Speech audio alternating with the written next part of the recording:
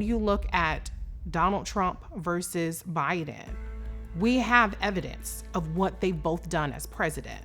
The editors of the Washington Monthly decided to do a back-to-back comparison of the accomplishments of the Donald Trump and Joe Biden administrations, to give readers from all parties some information that they should look at when they're thinking about who they're going to support for president. We provided context and we were blunt in our assessments, but the facts are the facts. Look, Donald Trump inherited a booming economy from Barack Obama and Joe Biden. Talk about the economy booming. It turns out that in Obama's final 3 years as president, more jobs were created, 1.5 million more jobs than in the first 3 years of your presidency. We inherited the worst recession short of a depression in American history. I was asked to bring it back. We were able to have an economic recovery that created the jobs you're talking about. We handed him a booming economy. He blew it. It wasn't booming. Blew it. He blew it. It wasn't booming. For 3 years, he kept that boom going. In the last year, he had an economic catastrophe because of COVID. Joe Biden inherited an economic catastrophe, then saw inflation spike. We had an economy that was in free fall. The pandemic was so badly handled. Many people were dying. All he said was, it's not that serious. Just inject a little bleach into your arm. You'll be all right. The economy collapsed. And so what we had to do is try to put things back together again. And that's exactly what we began to do. He's brought inflation down and has overseen the greatest economic boom in our lifetimes. Under Donald Trump, the black unemployment rate was 6.5%. Under Biden, it's a point lower. The percentage of black households that own businesses under Trump was 5%. Under Joe Biden, it's 11%. We're having an extraordinary boom in black entrepreneurship. The household wealth of black Americans has never been higher. The percentage of black households that own their own home is 2 percentage points higher under Biden than Trump. Inflation-adjusted household real income of blacks, that is with inflation taken into account, is significantly higher under Biden than Trump. So just the basic facts of it are the performance of the economy under Joe Biden exceeds that of Donald Trump. Both Joe Biden and Donald Trump said they wanted to invest more in infrastructure. The time has come for a new program of national rebuilding. Donald Trump got a grand total of $6 billion in additional infrastructure spending. Joe Biden got $1.2 trillion in infrastructure. And it was a specific kind of infrastructure spending. Joe Biden's infrastructure bill is the single biggest injection of money for public transportation in decades. A lot of the money for bridges, roads, sidewalks, et cetera, are for underserved areas. We judged two presidents along the same metrics because they both promised the same thing. One delivered, one didn't. They promised different things. Donald Trump said he was going to deregulate. He promised to cut 2 regulations for every 1 new one. Whereas Joe Biden didn't promise that. He said he was going to use regulations to advance his agenda. So the question would be, which president accomplished more of what they said they were going to do? Donald Trump was not successful. His deregulatory efforts were pretty unsuccessful. 77% of the time his regulations were taken to court, and regulations often are, they lost. The average for most other presidents is 30%. Whereas Joe Biden has used regulations quite vigorously. For instance, reducing student loans, student loan forgiveness, student loan reduction, health, safety, climate change. Now that may be something Republicans don't like, but it's what Joe Biden said he was going to do, and he did. Donald Trump spent most of his presidency saying he was going to overturn Obamacare, the Affordability Act. He failed. So just a yes or no, you still do not have a plan? I have concepts of a plan. Joe Biden said he was going to expand Obamacare. He succeeded. The percentage of people with health insurance today is up 80%. and he expanded it for Black Americans. So the percentage of Americans without health care is at its lowest level in decades under Joe Biden. Donald Trump paid a big political price for treating immigrants very harshly. Remember, he separated families. He drove down immigration numbers. The American people didn't like that and judged him very harshly. Joe Biden did the opposite. He was very welcoming. And at the same time, we had a quite dramatic wave of undocumented immigrants and people asking for asylum. It has overwhelmed the system. It's overwhelmed city finances and city facilities. And the American public has done a reverse on that. One of the major concerns with Brett Kavanaugh is that President Trump might have nominated him specifically because Kavanaugh believes that sitting presidents shouldn't be subpoenaed or indicted. We all know that he appointed 3 Supreme Court justices to Biden's 1. Frankly, Barack Obama left a lot of seats unfilled. Republicans at the time were making it very difficult for him. So Trump had a lot of vacancies. Overturning Roe v. Wade, which didn't happen under Trump. It happened during the Biden administration, but because of the Supreme Court justices, the conservative supermajority that Donald Trump created on the court. He said he was going to overturn it, and he did it. Whether you think it was good or bad that Donald Trump put a Supreme Court majority that overturned Roe v. Wade and overturned affirmative action in colleges. Some people think that's good, some people think that's bad. Now, Biden appointed the first Black female Supreme Court judge, and she's been quite a dynamo on the court, very much leading the intellectual arguments on the court. He also appointed quite a few judges at the lower federal court levels. What Donald Trump did as president is he attacked minorities. Are you willing tonight to condemn white supremacists and militia groups and to say that they need to stand down and not add to the violence in a number of these cities, as we saw in Kenosha and as we've seen in Portland? Sure, Are you I'm willing prepared to do specifically that, but do it? Well, go ahead, sir. I would say almost everything I see is from the left wing, not from the right wing. So what are you saying? I'm willing to do anything. I want to see peace. Then do it, sir. Say it. Do it. Say it. You want to call him? What do you want to call him? Give me a name. Give me a White name. supremacists and Who would white you like me to condemn? White supremacists and right Proud militia. Boys, stand back and stand by.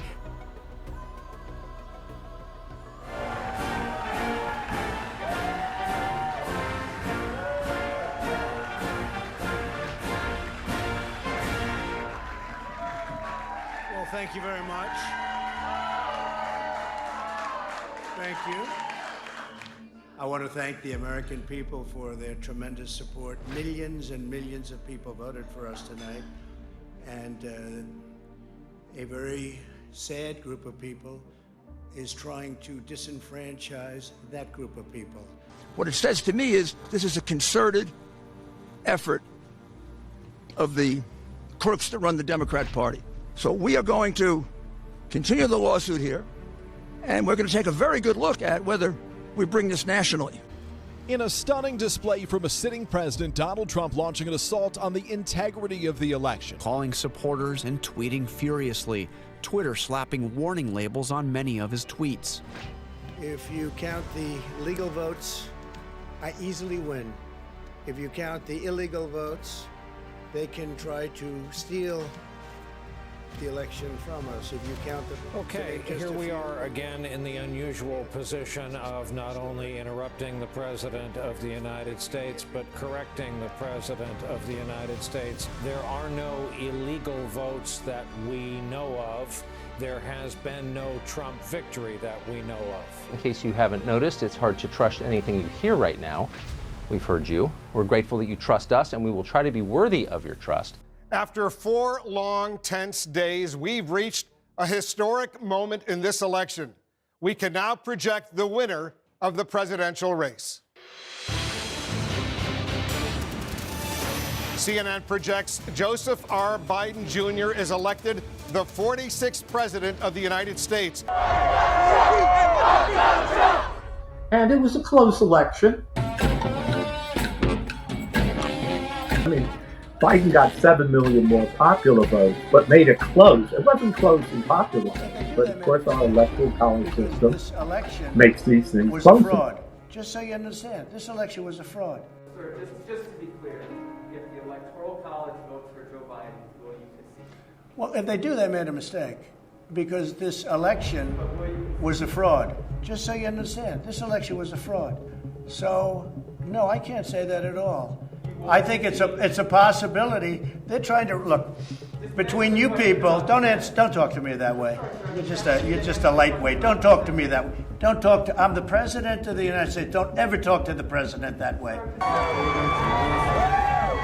the people will never accept communism in this great country. And of course, the low moment for him was January 6, 2021. We'll never give up. We will never concede. It doesn't happen. You don't concede when there's theft involved. We're going to walk down to the Capitol because you'll never take back our country with weakness. Fight for Trump! Fight for Trump! His supporters marched on the Capitol. It was an insurrection. Historians see it as an insurrection. People were killed. People were hurt. This was not an ordinary political protest. And I would say, and again, I suppose this is more of an opinion, but you can't prove it. You know, if this had been black people in Washington, if Trump had been elected president, and black people and their white allies marched on the Capitol to stop the counting of the electoral votes, it would have been considered as one of the worst riots in American history, and these people would have been prosecuted to the fullest, and Trump and his supporters would not be proclaiming that these were patriots and these people should be pardoned. And so that's, you know, a reality of American life. And as time has passed, and all of the exposés have come out about what Trump and his supporters were really doing behind the scenes to frustrate the outcome of the 2020 election, you would think, given all of that, given his behavior in office, given January 6th, given what we've learned about behind the scenes in January 6th, given the fact that he is now a convicted felon, he doesn't diminish, apparently, in popularity. Either Americans have a very short memory, and I think that's part of it, but he has been able to continue getting his voice through social media. Fringe platforms like Trump's Truth Social or Gab or any one of these kind of smaller networks becomes like a powder keg, right? Where they're entrapped in their own bubble, and it becomes like a sort of boiling cauldron of anger. And then on the other side, you have examples where after January 6th, MAGA activists, Trump supporters were kicked off mainstream platforms, and many of them went to a platform called Telegram. And Telegram is also used by hardcore neo-Nazis and hardcore white supremacists. And then suddenly there is a interaction happening where people who are just pro-Trump supporters are now getting pulled further and further into explicit white supremacist ideology. There's a radicalization problem happening and a kind of powder keg effect. I was at January 6th, and it was actually my first ever Trump rally as well. And the one thing that really struck me when I was there was just the intensity of emotion. The amount of religious rhetoric, the fact that, it was being worshipped as a sort of like Christ-like figure. It felt like people were crying. I spoke to people who looked like white men who looked like they should be on the golf course, and they told me without even batting an eye that they were absolutely open to the idea of engaging in violence later that day. This idea that white power is under threat has been a backbone of the MAGA movement. Feeling of being disenfranchised, they've given it a language and a grievance narrative, and it's that they have to kind of protect white power and protect what they have felt like they have owned for so long. So I think that is absolutely underpinning this. It's the backbone, I think, of the MAGA movement is white power. I mean, it might not be fair to say, okay, every single person in the mob, was there because they believe that they want to maintain white power, but it's really hard to detangle it from the roots of those conspiracies. And I think if you want to know about white supremacy in this country, we know it very well. We can spot it very well. We have experienced it long enough to know. And I think Black folks saw the rise of not just Ronald Reagan, but Reaganism. The same way that there is Donald Trump, the person, but there is Trumpism that will continue to live well beyond his years. And it was enough to frighten Black folks. We have to stop separating Republicans from white right-wing extremists. They are now one and the same. And I'm not here to say if the Republican Party is racist or not, but I know all the racists seem to belong to the Republican Party. Former President Donald Trump sparking backlash this morning after a video posted to his social media account seemingly suggests there will be a unified Reich if he wins the 2024 election. That Donald Trump has been traveling with Laura Loomer. She is someone who says she supports white nationalism. Laura Loomer shows up, and Laura Loomer supports white nationalists and white identitarians. She's been a friend of mine for years, and she has talked about white genocide consistently. She recently said that Kamala Harris, whose mother was Indian, if she wins in November, quote, the White House will smell like curry. Whether you're eating curry at your dinner table or fried chicken. There is no GOP and then MAGA extremists. They have morphed into one.